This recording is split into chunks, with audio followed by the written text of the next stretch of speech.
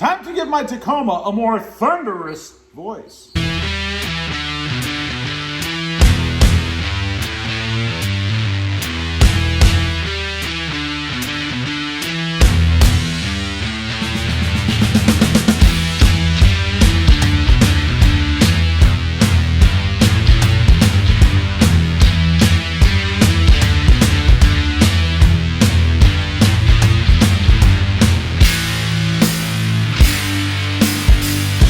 Good morning, everybody. How are you today? Pretty good here, and that's right. It is time to give my Tacoma a more thunderous voice.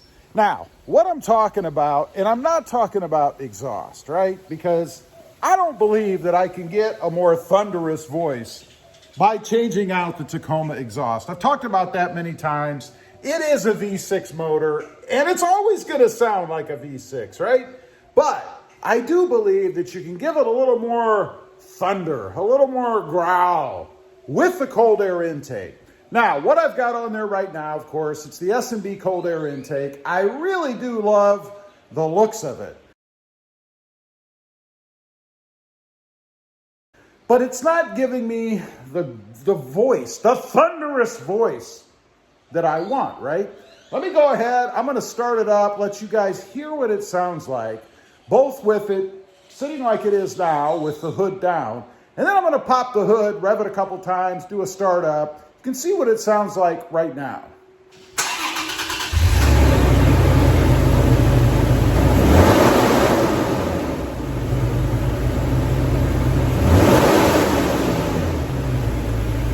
Okay, that's what she sounds like. Yes, it is a girl. That's what she sounds like with the hood down. Both from a start, it is a cold start, and just a couple of revs. Now I'm going to do the same thing with the hood up so we can get a little more sound projection out of there.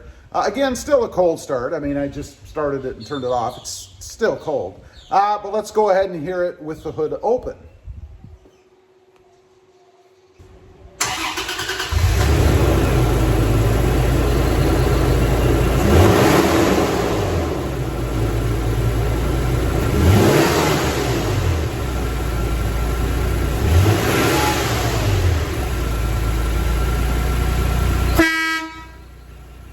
Okay, there you go. Gave you a little hit on the train horn there, just to get a little more voice out of it.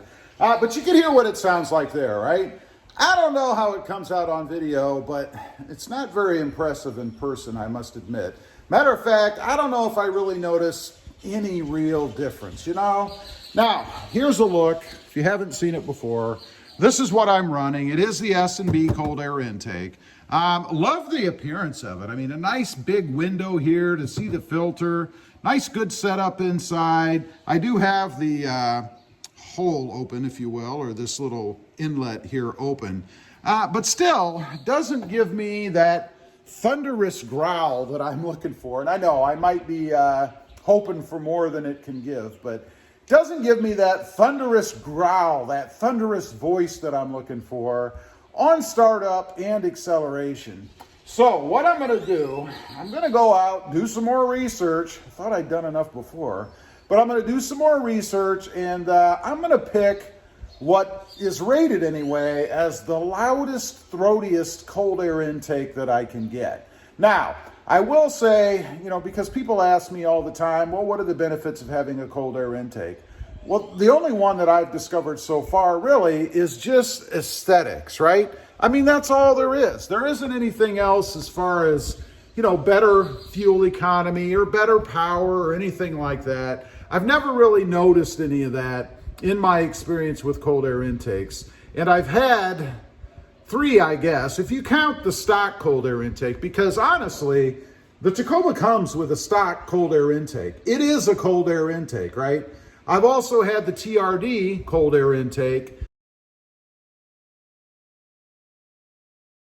and it looked good. I love the looks of it, and never would fault anybody for going with that one because it does look really good. But again, no different sound, and certainly no at least appreciable difference in economy, fuel economy, or performance. Same thing with the S&B. I don't notice anything different in any respect either, other than it looks pretty good under the hood. That's it.